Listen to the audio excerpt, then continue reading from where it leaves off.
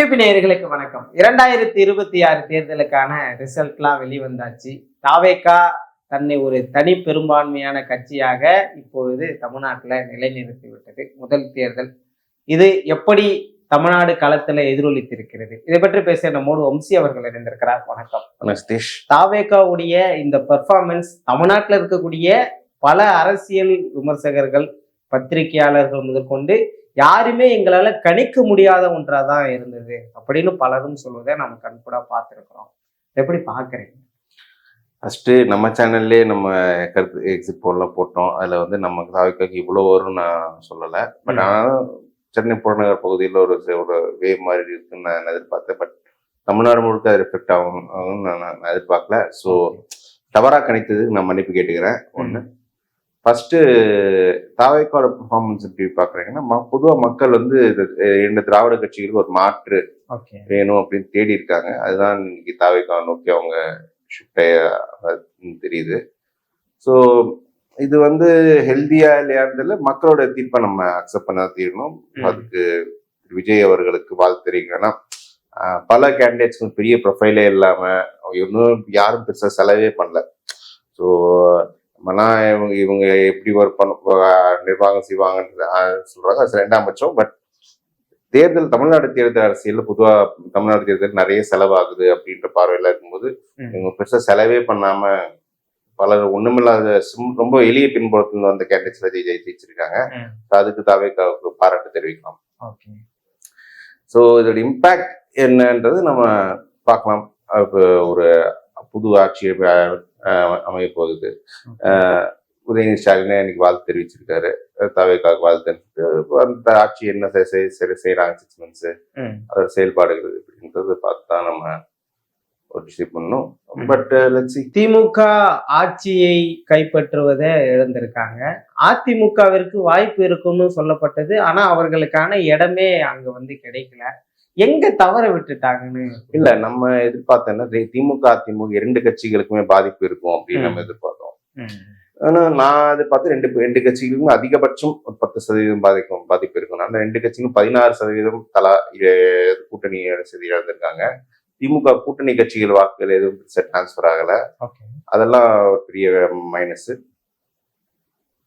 So இதனால அவங்க வாக்கு வங்கி மொத்தமா குறைஞ்சிருச்சு. ஏறக்குறைய 35% இப்போது விஜய் அவர்கள் வந்து நிலைநிறுத்திருக்கிறாரு. இது வந்து வெறும் அதிருப்திக்கான வாக்கு அப்படின்னு பார்க்கல. அதிருப்திக்கான வாக்குன்னு சொல்ல மாட்டேன், அப்படி சொல்றது தப்பா வரும். எனக்கு தெரிஞ்சு நான் தனிப்பட்ட முறையில் ஸ்டாலின் ஆட்சி நல்லா இருந்தது. நிறைய திட்டங்கள் செய்தாங்க, நிறைய இம்ப்ளிமெண்ட் பண்ணாங்க. அது என்னன்னா, பொதுவா மக்களுக்கு வந்து இந்த இரண்டு கட்சிகளுக்கு ஒரு மாற்றம் வேணும் அப்படின்ற ஒரு எதிர்பார்ப்பு இருந்தது.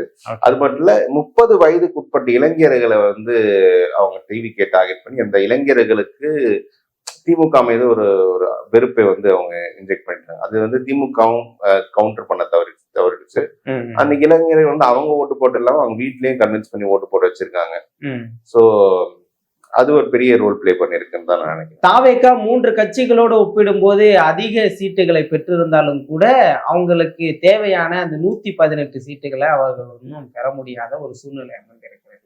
இது என்னவா போய் முடியும்? தொங்கு சட்டசபை நோக்கி தான் செல்கிறதுன்னு தெரிஞ்சாலும் கூட இது என்னவா போய் முடிய போகுதுன்ற ஒரு கேள்வி. அதுதான் இப்ப தமிழ்நாடு அரசியல் வரலாற்று முதல் முறை ஒரு கூட்டணி அமைச்சரவை அமைய போகுது. அது வந்து அது கண்டிப்பா அதுதான் உறுதி. அது தாவேகா தலைமையில் அமைப்பதன் வாய்ப்புகள் ரொம்ப அதிகம். திமுக அதை கன்ஃபார்ம் பண்ணியிருக்காங்க. அப்படின்ற போது எங்கிருந்து வரும்னா, பாமக சேரலாம், காங்கிரஸ் இன்னைக்கு ராகுல் காந்தி போன் பண்ணி வாழ்த்து தெரிவிச்சுக்கார், அவர் சேரலாம். ஸோ இவங்கெல்லாம் சேர்த்து ஒரு கூட்டணி மந்திரி சபை அமையலாம் என்றுதான் நான் பார்க்கிறேன். பட் என்ன பிரச்சனைன்னா, இதை வந்து எப்படி விஜய் ஹேண்டில் பண்ண போறோம்? ஏன்னா ஒரு தனி மெஜாரிட்டி கவர்மெண்ட்னா அது வேற. அவங்க வந்து தவறுகள் என்ன பண்ணாலும் 5 வருஷம் அவங்களுக்கு இருக்கு. பட் இது வந்து கொஞ்சம் மோர் ரெஸ்பான்சிபிளா எடுத்துட்டு போகணும். ஆனால் கொஞ்சம் சில சரசரப்பு வந்தாலும் ஒரு டெஸ்ட் போட்டு இருந்தா போனாலும் அப்படின்னு போது கொஞ்சம் ரெஸ்பான்சிபிளா இது எடுத்துட்டு போகணும். இது வந்து விஜயோட ஒரு மெச்சூரிட்டிக்கு விடப்பட்ட ஒரு சவால் தான். அவர் பண்ண மாட்டாருன்னு நம்ம இப்பவே நம்ம சொல்றது தப்பு.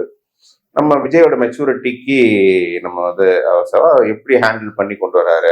அவர்கிட்ட சீனியர் அட்வைசர்ஸ் செங்கோட்டையன் போன்றவங்க எல்லாம் இருக்காங்க. பிஎஸ் பாபு இன்னைக்கு முதலமைச்சர் வீட்டுல ஸ்டாலின் அவர்லாம் இருக்காரு. ஸோ இவங்கெல்லாம் ஒரு நல்ல ஒரு ஒரு ஒரு ஒரு ஒரு திமுக அதிமுக ஆர்கனைஸ்ட் பார்ட்டிஸ் வந்து கொஞ்சம் எக்ஸ்பீரியன்ஸாக வந்தவங்க. ஸோ இவங்களோட இன்புட்ஸ் கொஞ்சம் இருக்கும். பட் விஜயும் ரொம்பவே கொஞ்சம் இன்னும் கொஞ்சம் ரெஸ்பான்சிபிளா எடுத்து பண்ணாலும் எனக்கு தெரிஞ்சு ஓரளவுக்கு ஸ்மூத்தா எடுத்துட்டு போக முடியும்ன்றது நினைக்கிறேன். அதே மாதிரி சில திட்டங்கள்ல பரந்தூர் மாநிலம் போன்ற திட்டங்கள்ல வந்து விஜய் கொஞ்சம் பரிசீலனை செய்யணும், என்ன முடிவு எடுக்கணும் அப்படின்ற அதெல்லாம் கொஞ்சம் டிசைட் பண்ணணும். இதெல்லாம் செஞ்சு எடுத்துட்டு போனோம். நிச்சயமா அவர் வந்து மக்கள் அவர் மீது வைத்த நம்பிக்கைக்கு வந்து அவருக்கு ஒரு கண்டிப்பா ரிவார்ட் பண்ற மாதிரி இருக்கும்னு நினைக்கிறேன். பட் எது எப்படி இருந்தாலும் அந்த விஜய்க்கு இப்போ 50 ஆண்டுகள் திமுக மாறி மாறி ஆட்சி செஞ்சதுல ஒரு புதுசா ஒரு வாய்ப்பு கிடைச்சிருக்கு. இதுவே பெரிய விஷயம். கூட்டணி மந்திரி சபை இருக்கும், பாமக மந்திரிகள் இருக்கலாம், காங்கிரஸ் மந்திரிகள் இருக்கலாம், விசிக இருக்கலாம், ஐயுஎம்எல் இருக்கலாம். இது வந்து ஒரு வரவேற்க வேண்டிய ஒரு விஷயம் தான் இது. அது எப்படி அவர் எடுத்துட்டு போறாரு அப்படின்றது அவரு கொஞ்சம் மக்களுக்கு காட்டணும். மேபி மக்களுக்கு இது பிடிக்கவும் செய்யலாம். ஒரு திமுக தனி மெஜாரிட்டியிலிருந்து இப்போ கூட்டணி மந்திரி சபைன்றது பிடிக்கவும் செய்யலாம். ஸோ பொறுத்து இருந்தா பார்க்கணும் எப்படி. பலரும் வேற ஒரு விதமாகவும் பேசுறாங்க. திமுக அதிமுக கணிசமான தொகுதிகளை கைப்பற்றி வச்சிருக்கக்கூடிய இந்த நிலையில அவர்கள் இருவரும் சேர வாய்ப்பு இருப்பதாக. இல்ல, அது வாய்ப்புகள் இருக்கு. பட் ஆனா இன்னைக்கு உதயநிதி பேசும்போது அவர் விஜய் தான் மக்கள் தீர்ப்பை ஏத்துக்கணும் அப்படின்னு. திமுக அது திமுக நம்பர் 2, திமுக நம்பர் 3ல போனா மேபி அவங்க யோசிச்சிருக்கணும். பட் நம்பர் 2ல திமுக தான் இருக்கு. அப்ப எதுக்கு அந்த தீர்ப்புக்கு அகேன்ஸ்டா போகணும்? மக்கள் எப்படி சொன்ன, ஒருவேளை அவங்க தப்பா ஆட்சி செஞ்சுட்டா அப்ப இது பண்ணா அப்போ இது இருக்கும். இது தனியா மெஜாரிட்டி மாதிரி பண்ண முடியும். ஸோ மக்கள் தீர்ப்புக்கு எதிராக போற மாதிரி அவங்க இல்லை. இப்ப ராகுல் காந்தி போன்றவங்க அவங்களே போன் பண்ணி வாழ்த்து தெரிவிச்சிருக்காங்க. அப்படின்னா அவங்களுக்கும் அந்த கூட்டணி செய்யறதுக்கு ஒரு விருப்பம் இருக்கு. பல காங்கிரஸ்காரர்கள் வந்து அதை நோக்கிதான் பேசியிருக்காங்க. ஸோ இப்படி இருக்கும்போது திமுகவும் அதை புரிஞ்சுக்கிட்டு கொஞ்சம் இருக்கும். பட் இப்போ என்னன்னா, இப்போ நிறைய டைனாமிக்ஸ் சேஞ்ச் ஆகும்.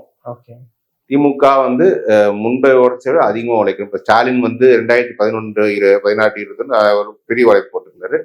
இப்போ வந்து உதயநிதியோ வேற யாரோ அந்த உழைப்பை போடுவாங்களா அப்படின்றது தெரியல. அப்புறம் அந்த அளவுக்கு உழைப்பு போட்டாதான் கொஞ்சம் இது வந்து நிக்க முடியும்ன்றதான் நான் ஃபீல் பண்றேன். சிறுபான்மையினர் நலன் அப்படின்னா திமுக அப்படின்னு தொடர்ந்து அவர்களுடைய அந்த செயல்பாடுகள் இருந்தது. இப்போ ஒரு சிறுபான்மையினர் தமிழகத்தின் முதல்வராக தேர்ந்தெடுக்க, அதுதான் சொல்றேன். இப்ப அதனாலதான் திமுக தரப்புல பெருசா இது பண்ணாம அவங்களுக்கு அவர் வாழ்த்து தெரிவிச்சிருக்காங்க. ஒரு புது ஆட்சி அமைந்து அதுக்கான உரிய ஒரு நேரம் கொடுக்கணும்ல. நம்ம அது எப்படி 6 மாசமாவது கொடுக்கணும். அப்ப அந்த 6 மாசத்துல அவங்க எப்படி பெர்ஃபார்ம் பண்றாங்க அப்படின்னு பார்த்துட்டு அதுக்கப்புறம் பண்றாங்க.